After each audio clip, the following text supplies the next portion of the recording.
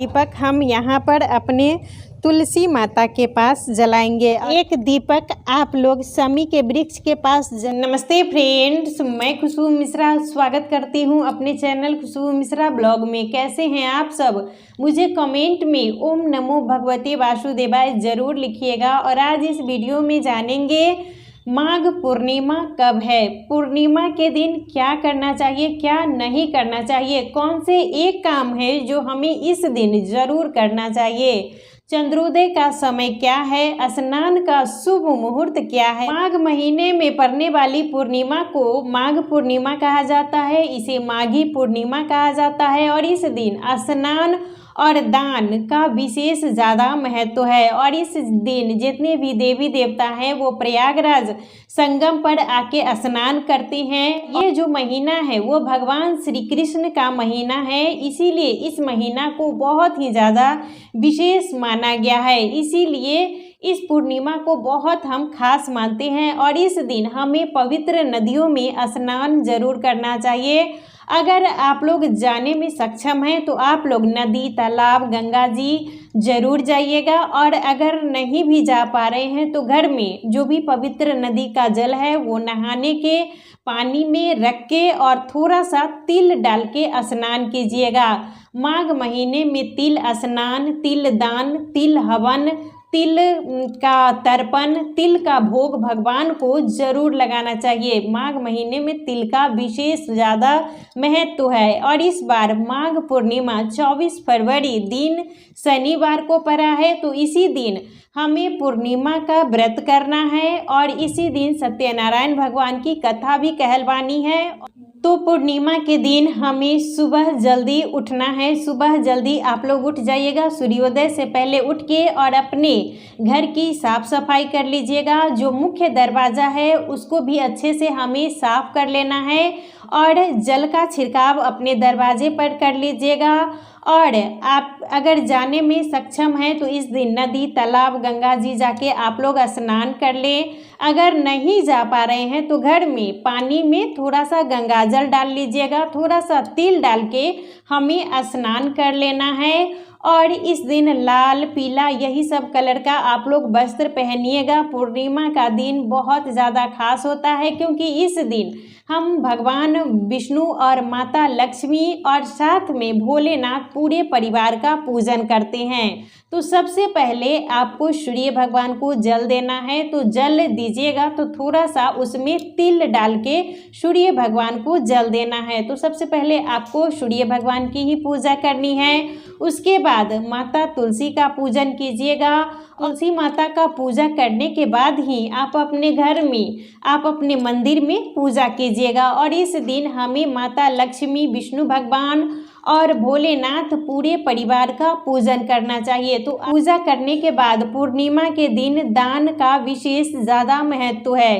तो दान में आटा, चावल, आलू, नमक, पैसा, जो कुछ भी आप दान करने में सक्षम हैं वो सामग्री आप दान कीजिएगा। इस दिन उजली वस्तु का दान हमें ज़रूर करना चाहिए कि पूर्णिमा के दिन उजली वस्तु के दान का विशेष ज़्यादा महत्व है। तो जो कुछ भी आप दान करने में सक्षम हैं, अगर आप वस्त्र का दान करना चाहते हैं, अन्न दान करना चाहते हैं, तिल दान आप लोग अवश्य कीजिएगा। इस दिन हमें पीपल वृक्ष की पूजा भी अवश्य करनी चाहिए। और इस बार दिन शनिवार पर आए तो शनिवार का दिन पीपल वृक्ष की पूजा के लिए बहुत ज़्यादा ही खास होता है। तो आप लोग सुबह में सूर्योदय होने से पहले ही पीपल वृक्ष की पूजा करिएगा और जल ले लीजिएगा। जल में थोड़ा सा हमें काला तिल रखना है, अक्षत रख लीजिएगा, गुड़ रख लीजिएगा, अगर कच्चा दूध है तो वो जल में डाल लीजिएगा और फूल, यही सब सामग्री से हमें पीपल वृक्ष में जल अवश्य देना चाहिए।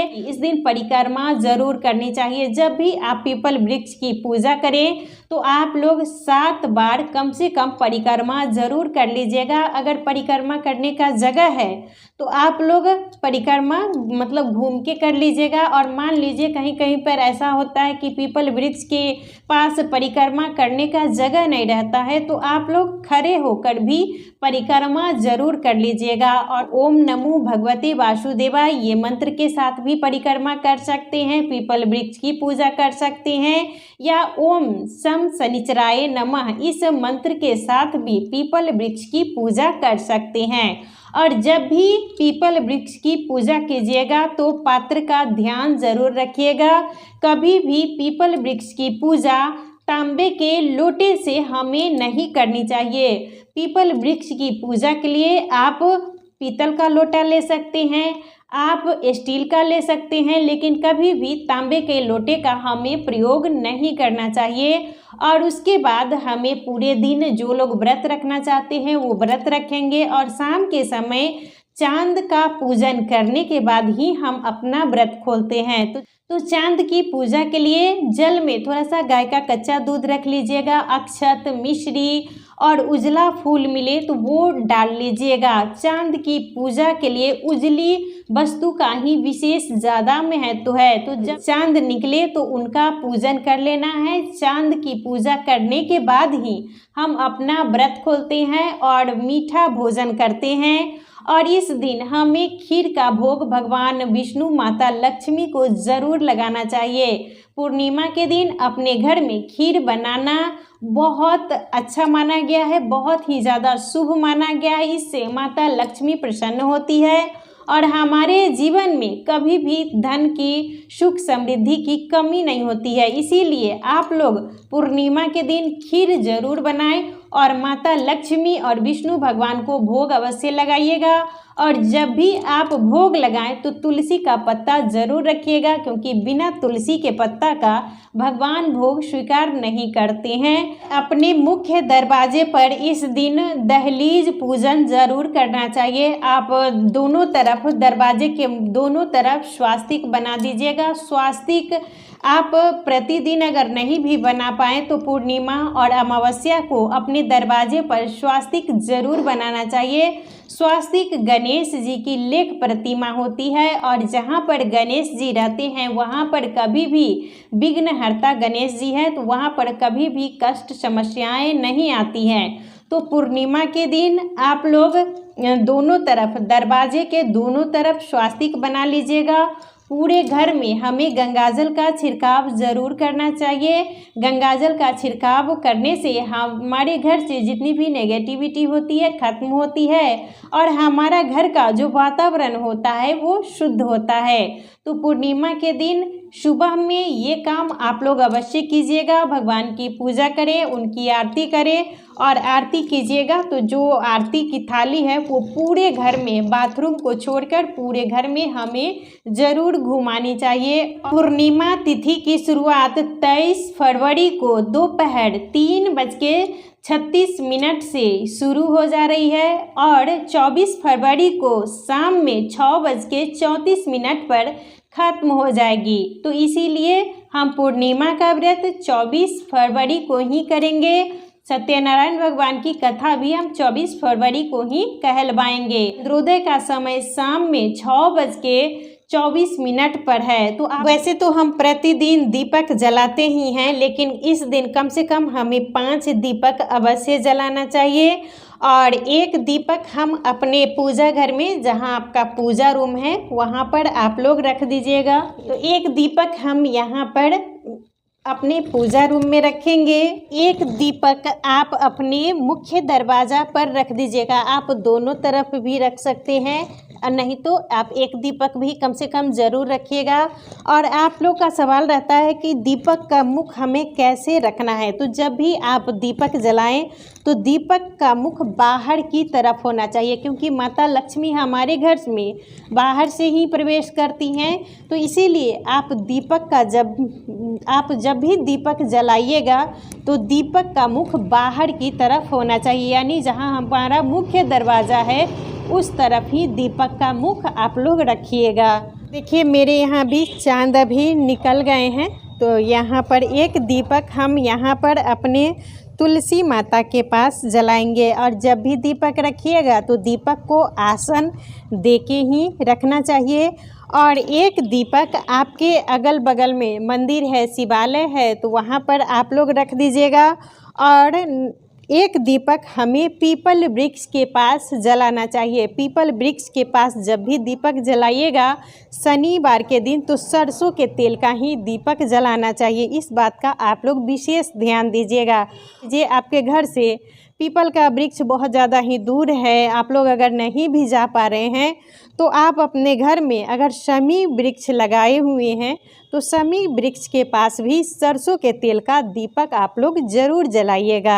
एक दीपक आप लोग शमी के वृक्ष के पास जला दीजिएगा। पीपल वृक्ष है तो पीपल वृक्ष के पास आप लोग ज़रूर जलाइएगा। सुबह में भी पूजा कीजिएगा तो जला दीजिएगा और शाम के समय में भी एक दीपक आपको ज़रूर जलाना चाहिए। और ये एक दीपक आप के अगल बगल में शिवालय है, शिव जी का मंदिर है तो वहाँ पर इस दिन ज़रूर जलाइएगा।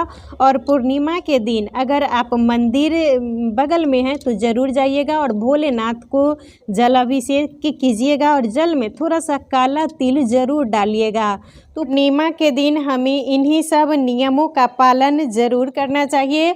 और जब चाँद निकल जाए तो चाँद की पूजा आप लोग अवश्य कीजिएगा। पूर्णिमा का जो लोग व्रत करते हैं उनका मन मस्तिष्क शांत रहता है, तो इसीलिए आपको पूर्णिमा का व्रत अवश्य करना चाहिए। और खीर का भोग चांद को भी आप लोग अवश्य लगाइएगा। जब आप विष्णु भगवान माता लक्ष्मी को भोग लगाइएगा उसके बाद जब चांद की पूजा कीजिएगा तो चांद को भी खीर का भोग हमें अवश्य लगाना चाहिए। तो पूर्णिमा के दिन इन्हीं सब नियमों का पालन ज़रूर करना चाहिए। और आप लोग सूर्योदय होने से पहले ही स्नान कर लीजिएगा और पीपल वृक्ष में आप लोग जल अवश्य चढ़ाइएगा। दिन शनिवार है तो बहुत ज़्यादा ही खास दिन है, तो आप लोग पीपल वृक्ष में जल अवश्य चढ़ाएं। और सूर्योदय होने से पहले ही पीपल वृक्ष की पूजा करना वो ज़्यादा अच्छा होता है। तो हमें इन्हीं सब नियमों का पालन ज़रूर करना चाहिए। और जो सुहागिन महिलाएं हैं वो इस दिन बाल नहीं धोएंगी। पूर्णिमा के दिन बाल नहीं धोना चाहिए। सिंदूर आप लगा सकते हैं लेकिन बाल नहीं धोया जाता है। तो हमें इन्हीं सब नियमों का पालन ज़रूर करना चाहिए। तो आज का वीडियो यहीं तक था, फिर मिलूंगी एक नए वीडियो में। वीडियो अच्छा लगे तो इसे लाइक ज़रूर कीजिएगा, मेरे चैनल को सब्सक्राइब कीजिएगा। फिर मिलूंगी एक नए वीडियो में, तब तक के लिए नमस्कार। ओम नमो भगवती वासुदेवाय।